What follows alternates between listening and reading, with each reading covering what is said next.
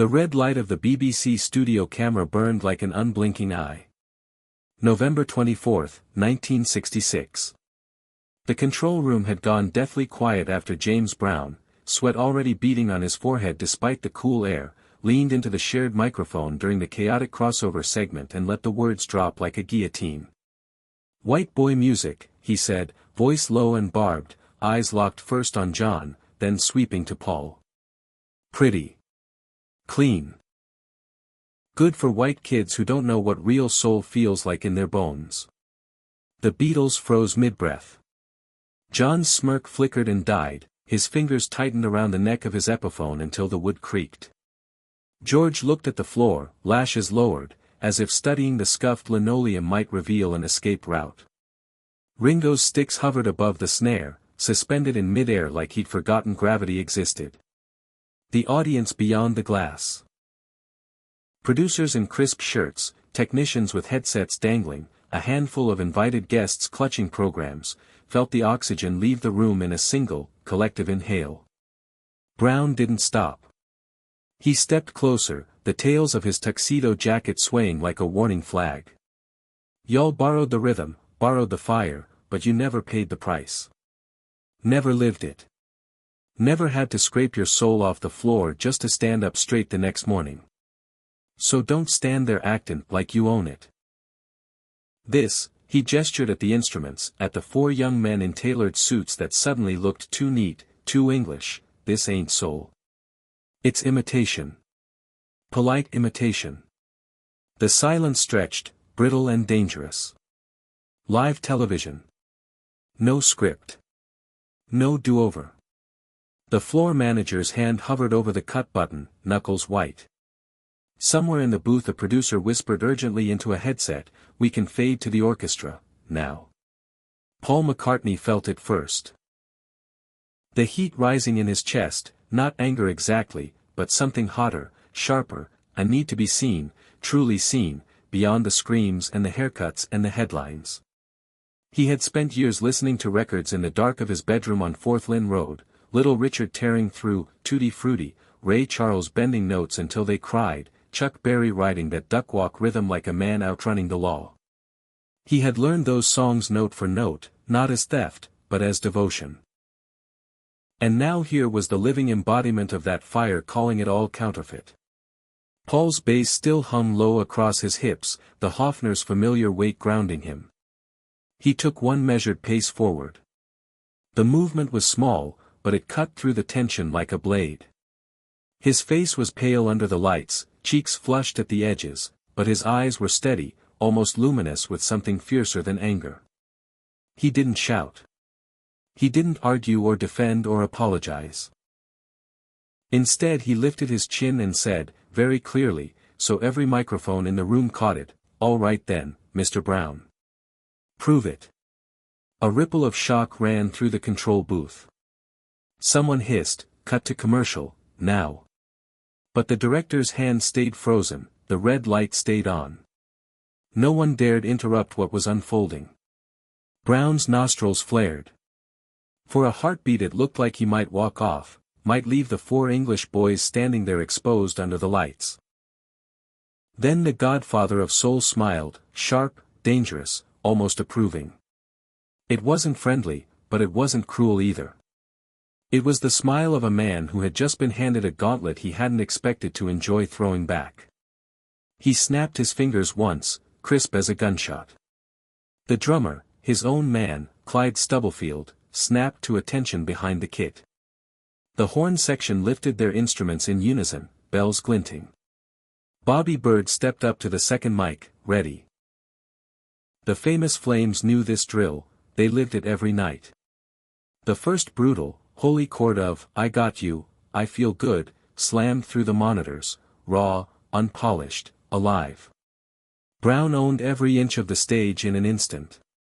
Hips snapping like pistons, feet sliding across the floor in that impossible glide, voice tearing the air open with a scream that felt pulled from somewhere deeper than lungs. Woo! I feel good. I knew that I would now. The Beatles didn't run. Paul set his bass down gently on its stand, not in surrender, but like a knight laying aside one weapon to pick up another. He crossed to the house grand piano, the one the BBC kept tuned for variety acts.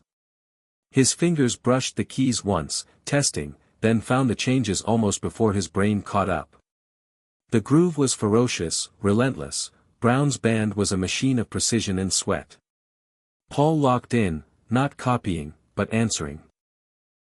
His left hand walked the bass line in octaves, steady as a heartbeat under pressure, while his right added subtle fills that danced around the edges of Brown's vocal without ever stepping on it.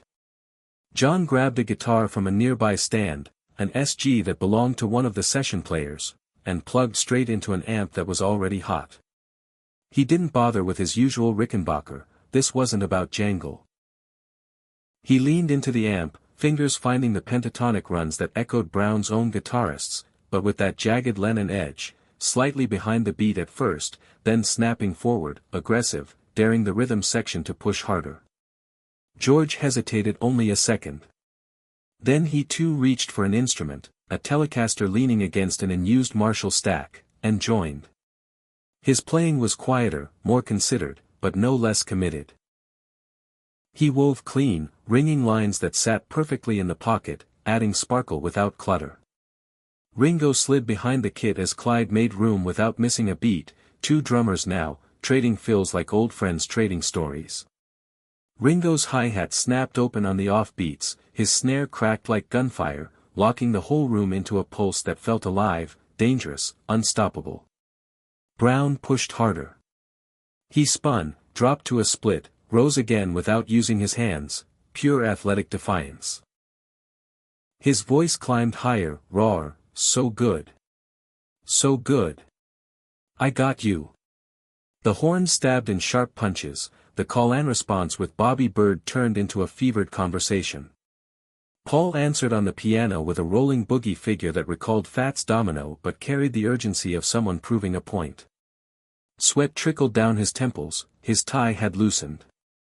He glanced up once, caught Brown's eye across the chaos. Brown nodded, barely perceptible, but there. Challenge accepted. Respect testing. The groove stretched. What had started as a 3-minute single became something else entirely, an 8-9-minute conversation in sound.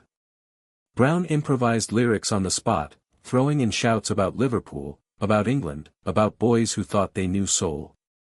Paul responded with melodic runs that quoted Brown's own phrasing back at him, transformed but unmistakable. John added wordless whoops that matched Brown's famous, ow, cries. George layered subtle countermelodies that made the horns sound richer. Ringo and Clyde built a double-time breakdown that had the control booth technicians gripping their consoles. The audience, those few dozen in the studio, forgot to clap between sections. They simply stared, mouths open. A woman in the front row clutched her purse like a lifeline. A producer in the booth whispered, "This is gold. Keep rolling. Do not cut." Brown finally signaled the end with one long, shattering scream. Good God! And the band hit the final chord together, horns blaring, drums thundering, guitars ringing into feedback that someone quickly wrote down. Silence fell again, heavier this time. Not empty. Full. Reverberating. Brown stood panting, chest heaving under the soaked shirt, staring at Paul like he was seeing him for the first time. His face was slick with sweat, his eyes burned. Paul lifted his hands from the keys slowly. His fingers trembled. Not from fear, but from the sheer adrenaline dump. He wiped his forehead with his sleeve and gave the smallest, exhausted smile. Brown took 2 steps forward. The room held its breath again. Different kind of soul, Brown rasped, almost to himself. Then louder, to Paul directly, but soul. He extended his hand. Not for a shake exactly, for acknowledgement. Paul rose from the piano bench and met him halfway. Their palms met, firm, brief, electric. Brown turned to the others. John, still holding the borrowed guitar like he might never let go. George, quietly unplugged. Ringo, sticks tucked under his arm, grinning despite himself. Brown nodded once to each. "Y'all paid tonight," he said. "That's all I asked." The red light stayed on. The cameras caught it all, the sweat, the nods, the moment two worlds touched and didn't shatter. In the control booth, the director finally exhaled. "Fade to black," he said softly. "And pray the tapes didn't melt." Outside the glass, applause started, slow at first, then building, ragged and real. Not polite BBC clapping. Something raw. Paul looked at John. John raised an eyebrow, half smirk returning. George exhaled like he'd been holding his breath for years. Ringo twirled a stick and caught it behind his back. Brown turned back to his band, already signaling for the next cue.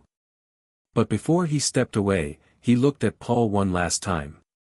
"Next time," he said, "we do it longer." Paul nodded. "Count on it." The red light blinked out. But the echo stayed.